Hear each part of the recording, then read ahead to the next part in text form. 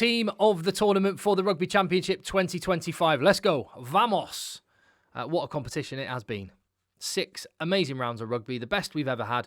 And it is kind of bittersweet, isn't it, that a lot of the noises following the weekend are we have to harness the momentum of this tournament as it currently is and make sure it happens in the future. Of course, it's not happening next year. Might be a slimmed down version in 2027 and who knows what beyond then. I would be in favour. It's a drum I've been beating for a while. Move it to February, March alongside the Six Nations. Move towards a global calendar. Whether that will happen or not is a matter for another day and another video. Right now, I want to select the 23 players that I thought wore their jersey the best. 23 because rugby is a 23-man game. And my opinion, because I tell you what, some of the calls are so tight, coin flip, really difficult, that it would be a miracle if you agreed. It would also be really, really boring if we all agreed. So that's where the fun and games are, is down in the chat. Let me know what you think. Give the video a thumbs up, hit subscribe. Here are the 23 players. I can't believe there would be any debate over the man in possession of the number 1 jersey. There's no debate, no argument, no other contenders than Rechego Faditswe Unche.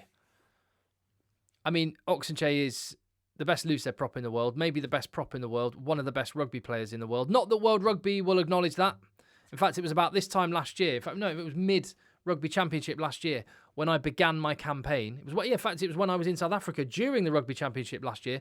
I started my campaign that Oxenche should win World Player of the Year, or at least become the first prop ever to get nominated. That little campaign gathered a little bit of momentum, didn't it? But didn't end any differently. Maybe this year. And when you think about just how much the South African pack, with Oxenche at its heart, marmalised, atomised, ground into dust, not just Argentina at the weekend and last week, but also New Zealand in New Zealand.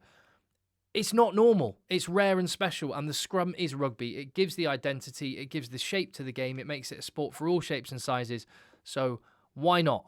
At least a nomination for this man, World Player of the Year. If not a winner, he was absolutely majestic, along with his other South Africans in the pack. Moving to hooker number 2, Julian Montoya. Now, Malcolm Marks made a very late drive for this jersey with a brilliant performance at the weekend. Good last week. Overall, across the 6 games, I think Julian Montoya has been the most consistent hooker in the championship. Talismanic for his team. He's kind of an old school throwback as well. I mean, look, it looks like, you know that drawer you have at home, quite often in the kitchen, that's just got kind of all sorts of rubbish in there. It looks like Julian Montoya's just gone to that drawer, got out a bit of electrical tape, wrapped it around his head. That's the old school throwback Julian Montoya is, and I love it. He was brilliant. Also give a shout for Samasoni Takiaho. As I said, I have a 23-man squad. That means I am picking a bench, so there will be a spot for someone there. More on that in a minute. As we move to tight head prop, and I have gone for Wilco Louw. Yes, he started on the bench for the majority of the tournament for South Africa, but his interventions were so consequential.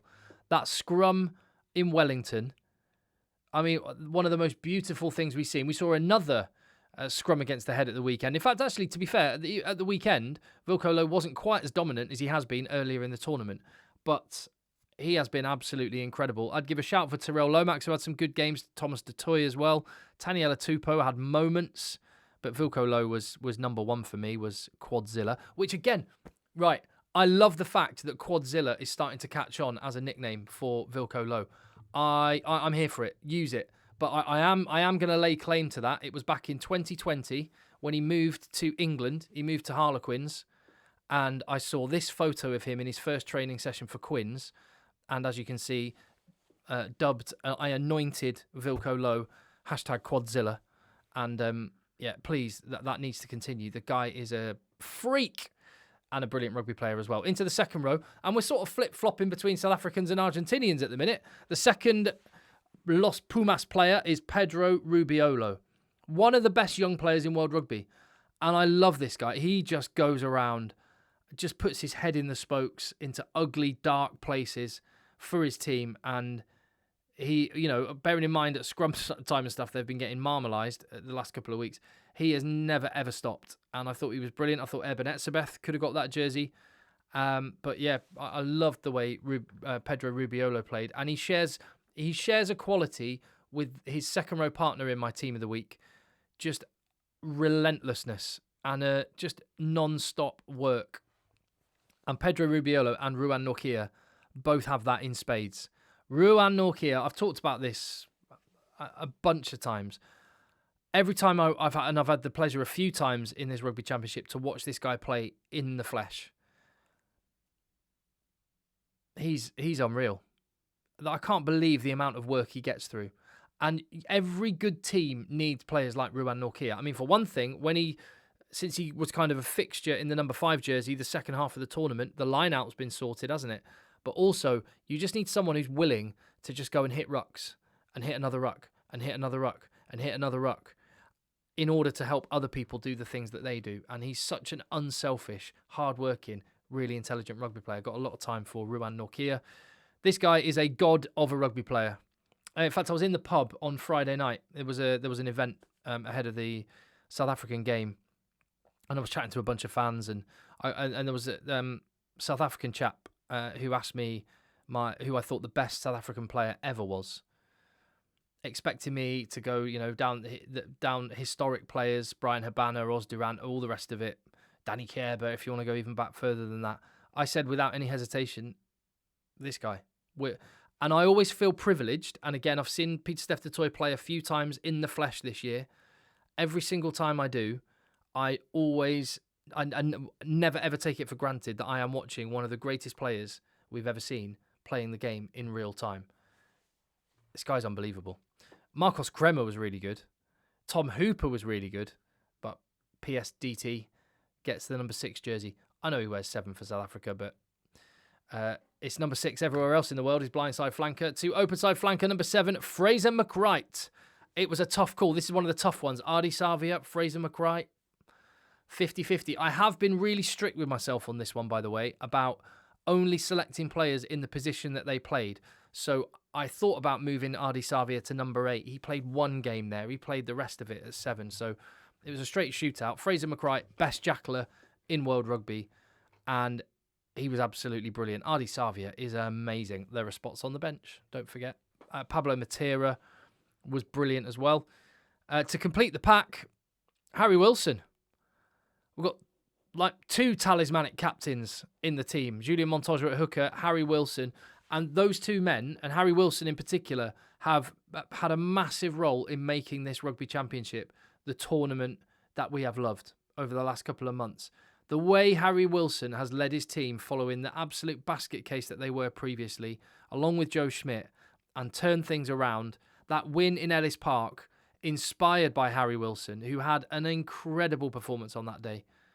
I mean, it's easy to have recency bias and think about the last 2 weeks and weight them higher. I'm trying to be really fair and look at the whole competition. And Harry Wilson's performance in Johannesburg was unreal. And Australia sort of faded towards the end. Harry Wilson, I think he deserves the number 8 spot. There were other good contenders, but Jasper Wiese, had he not been suspended, he would have probably had the number 8 jersey, to be honest, because he's been brilliant in the last few games. Gonzalo Garcia is my scrum half. Let me know what you think, by the way. That's the pack. Like I say, some really tough calls. Gonzalo Garcia, I think he's been the biggest miss of Argentina with the injuries they've had the last couple of games. He's been the biggest difference in this Argentina team as to why they were able to beat New Zealand and beat Australia. He was magnificent. And I've had a question mark over the scrum half position with Argentina for a while. He has answered that. I think the best of the rest, probably Cobus Reinach would be right up there. I've got a spot on the bench, of course, so I'll come to that. Fly half, really difficult to choose. I've gone with Sasha FM, my favourite radio station. Not because he's my favourite radio station, but Lecanio AM, if you're interested, is my second favourite radio station. It's hard to pick.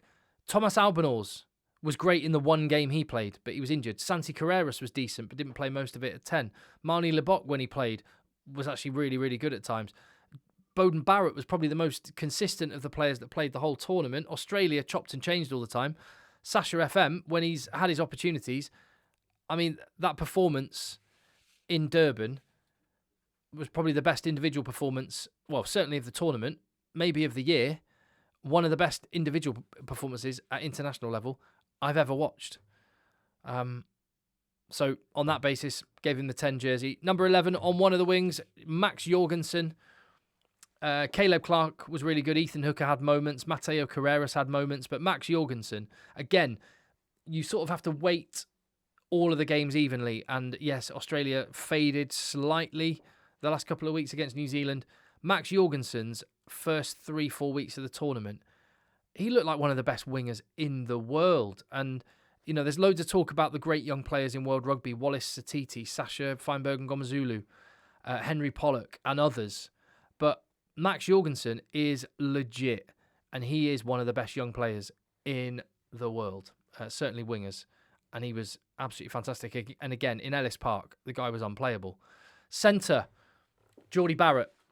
This was Len Ikitau's jersey until he got that yellow card and kind of brain farted his way out of the jersey. And I gave it to Geordie Barrett, who has been really, really solid and at times excellent right the way through the competition. Len Ikitau in the first 3 games was brilliant. Geordie Barrett, he's been good right the way across. And even when New Zealand are under par, Geordie Barrett hasn't been. So he gets the number 12 jersey alongside Joseph Aukuso Suali'i. Really difficult jersey to give out. I thought about shifting Len Ikitau into the 13 jersey, but I was trying to be disciplined and not do that. Santiago Chocobares is amazing. This guy is an absolute stud of a rugby player. 6'5", rapid, brilliant in the air. Defence maybe needs a little bit of work, but attacking-wise, he's one of the most dangerous players in world rugby. And Australia, I mean, with Mark Nawanga-Nitawase, Marky Mark coming back, and if they can just find a 10, they could be cooking. Cheslin Colby on the right wing. A couple of brain farts and a couple of own goals in the last couple of games has not stopped him from just getting the jersey above the others. Bautista Delgui and Rodrigo Iskro, Leroy Carter. Already mentioned the other wingers, Mateo Carreras and Caleb Clark and such. But there you go. Jorgensen and Colby are my wingers. And the final one in the 15 for the team of the week, Will Jordan, who just does Will Jordan things. When you need a big play, when you need someone to do something, he might have one of the best rugby brains on planet Earth, which just means he can get the most out of what is a pretty blessed set of physical attributes. But his rugby brain just makes him even faster than he actually is. As for the bench, my replacement hooker, Samasoni Taukiaho, could have been Malcolm Marx, really close. If I was waiting the last couple of games, I would give it to Marks, but I thought that South Africa's line out early in the tournament was not good. Malcolm Marx wasn't at his normal best. There was probably a number of reasons for that, but anyway, Taukiaho, I thought, has had a really good tournament. Angus Bell, the same, an absolute raging bull. Thomas du Toit, one of my favourite props, and there's loads of rumours that he's going back to South Africa next season. I will be gutted if I don't get to see him in the Premiership much longer, but what a player. Tupu Vai, it was him or Arkia Snyman, and I just went for Vai. He was the best player in the competition in round 1, in my humble opinion. And Snyman being on the bench and getting fewer minutes probably just nudged it that way. And that win in Eden Park as well, Tupu Vai, a massive game. New Zealand v South Africa, the most hyped game of 2025, and Tupu Vai stood up in that game.